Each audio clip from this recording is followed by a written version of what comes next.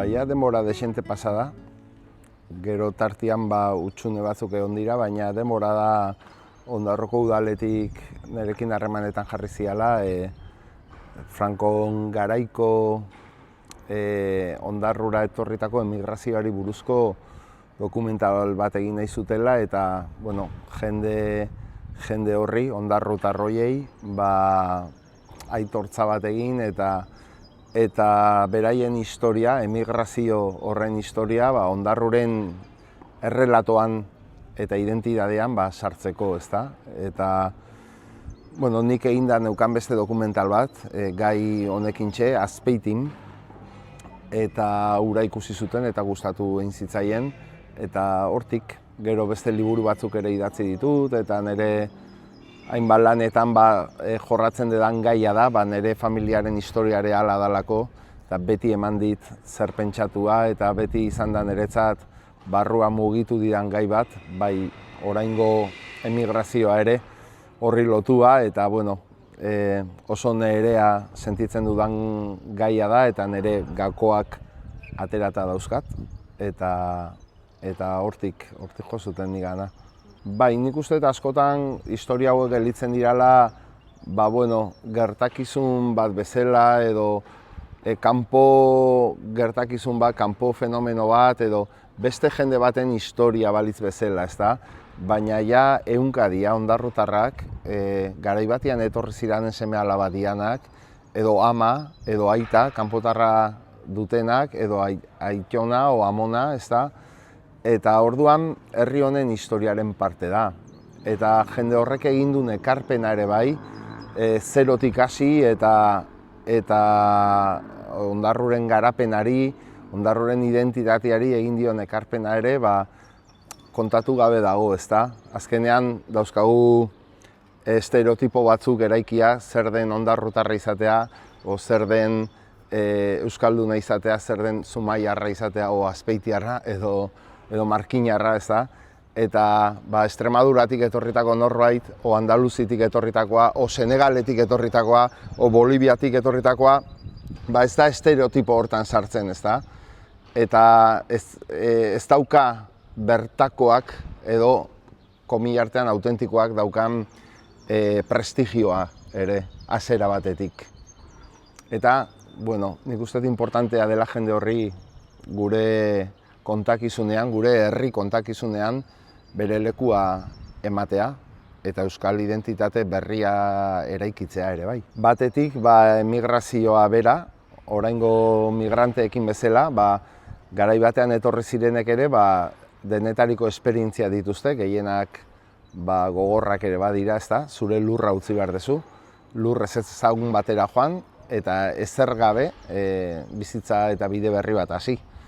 Hori ez da aldatzen ez lehen ez orain. Bestetik, identitate konfliktoa, bertakoak nola hartzen zaitun. Kasu honetan, Espainiako estatutik etortzen zen jendea, beraiekiko aurreiritziak zeuden eta klitxeak zeuden. Gainera, ditadura garaian, ezta? Gerrako irabazleen lurreti zetozen.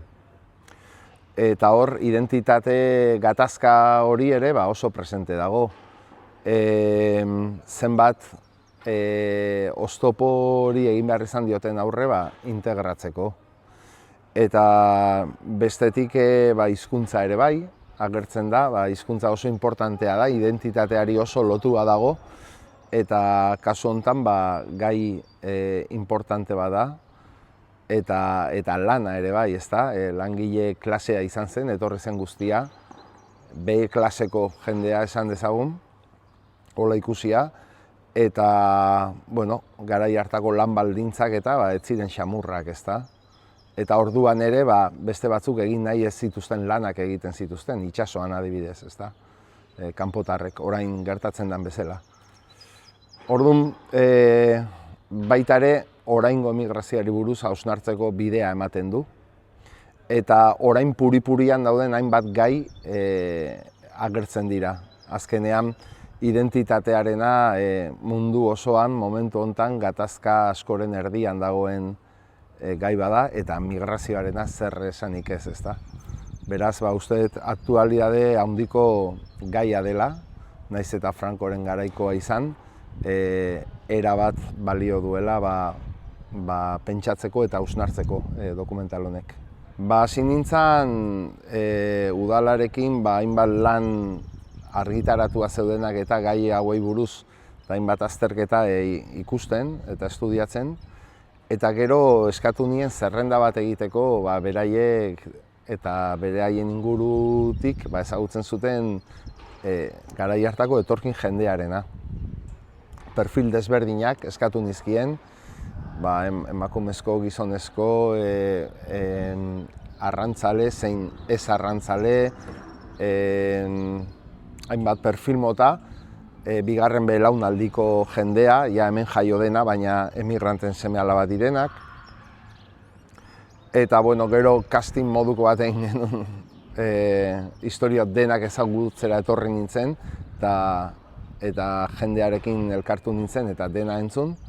Eta gero hortik, aukeraketa bat egin duen, perfil desberdinekin ahalik eta puzle osoena egiteko. Hola izan da. Eta gero grabatzen ere ibili gera hemen, eta Ayamonten, Andaluzian, ez Ondarrun bakarrik. Ayamonte hartu dugu, Ondarrura etorritako etorkinen jatorria lantzeko erakusgarri modura, ezta? Beste herri guztien ordezkari, ze Ayamontek lotura oso handia dauka Ondarrurekin. Imaginatu dezakeguna, baino askoz handiagoa. Ondarrutarrez beteta dago Ayamonte. Oso bitxia da Ayamontera junda, nola esaten dizuten, Fifi, yo soy de Ondarroa. Macarena, dile de dónde eres a este señor, yo de Ondarroa, de Ondarroa. Ondarrutar pilo bat daude, baina ez 10 edo 80, askoz gehiago daude. Kontutan hartu behar da, hango flotaia dena etorri zela Ondarrura bizitzera. Eta oso bitxia da, bai. Identitate, jendea harritu egingo da, aurkituko duen Ondarruren ikuspegiarekin. Nik uste dut ondarrutar askok ez dutela ezagutzen. Askok bai, ze noski, kanpotik etorritakoak dira, ezta? Gaurko ondarrutar asko. Baina beste askok ez dute imaginatuko baita ondarru barruko historia, ez Ayamonte bakarrik. Hemen nola bizi ziren Iparkale, Kale Handi, Kaminazpi, eta zenbat andaluz, zenbat castellano, zenbat galiziar, zenbat estremeño, Ondarruko kale zarretan eta etxe zarretan bizitzen, eta zenbat historia dauzkaten. Eta zenbat langile itsasoari lotuta eta tabernari eta dena kanpotik etorriak, ezta? Ondarrun 70 urte daramatzatenak. Oso bitxia da. Eta Ayamonteren kasua oso berezia da. Ondarrutar bat etxian sentitu laike.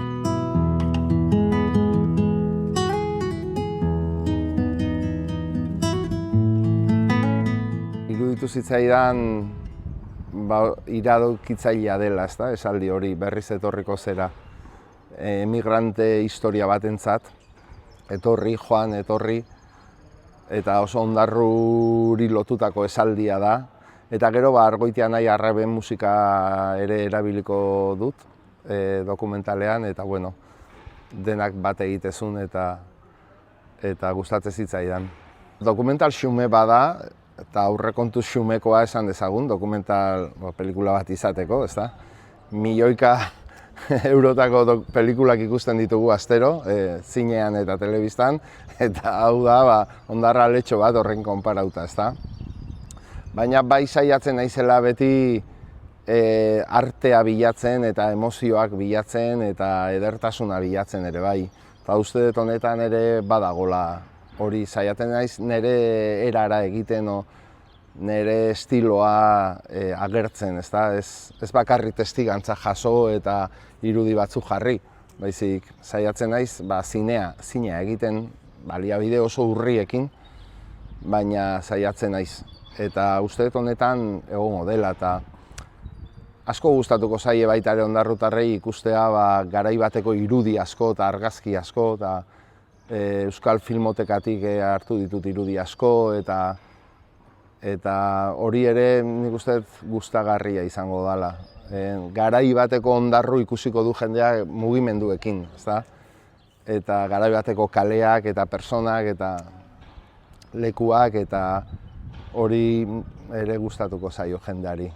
Bai, nik uste bidai polit badala iraganera, baina etorkizuna pentsatzeko. Nik uste importantea dela ofizialki egitea gainera, ezta? Ez izatea zerbait bazterrekoa edo ez da kunplitzeko egiten dena ere. Uste importantea dela jendeari gizarteratzea gure historia izan den bezala. Euskal Herriaren historia, emigrazioak inportantzia handia izan du. Eta Euskal Herria ezin da ulertu Frankoren garaiko emigrazio hori gabe. Ez da gaur egungo euskal identitatea edo euskararen egoera ere ezin da ulertu emigrazio hori ezagutu gabe. Frankoren garaiko emigrazio hori. Eta importantea da hori egitea bere pisu guztiarekin. Eta nik uste dut artea modu oso on badela hortarako. Ze jendeari iristeko, jendearengana iristeko oso modu eraginkorra da, ezta? Edertasunetik, emoziotik, kasu honetan ikus-entzunezko batetik, pelikula batetik, eta jende askorengana iristeko modu bat izan daiteke. Nahiko personalki bizi dut eta Castellanueken adibidez nire historiare sartzen duen, ze dokumental horretan Castellanuek dokumentalean adibidez nire burua ere agertzen zen, ze nire amaren herrira lehenengo aldiz joan nintzen bizitzan, dokumental hori grabatzen, Extremadurara egin genuen bidaian. Eta orduan niretzat ere hunkigarria izan zen. Eta beti da hunkigarria gai hau niretzat, ze sentitzen dut ari naizela nire posiziotik laguntzen eta milaka eta milaka eta milaka euskaldunen historiari bultzada bat ematen. Eta niretzat beti da berezia. Beti azkenengo momentura arte daude gauzak egiteko eta beti jarraituko zenduke gehiago. Baina gogoa daukat. Ze niretzat personalki ere ondarru herri berezia da, ia umetatik etortzen naizona kantatzera, ia 40 urte, ona etortzen kantatzea, eta niretzat bada ondarruri jasotzen dudana itzultzeko modu bat dokumental hau, oso neuria gainera, eta orduan gogo berezia daukat eta ilusio berezia egiten dit ondarrutarrei erakustea lan hau eta beraien historian partetxo bat ere, nire partetik ere jartzea, ezta. Bai, gogo handia daukat erakusteko. Eta animatzen dut jendea etortzera, ze, nik uste berezia izango dela ekitaldia bera, pelikularekin egingo den ekitaldia bera eta pelikula bera ere, bai, nik uste gau berezi bat izango dela, iluntze berezi bat izango dela.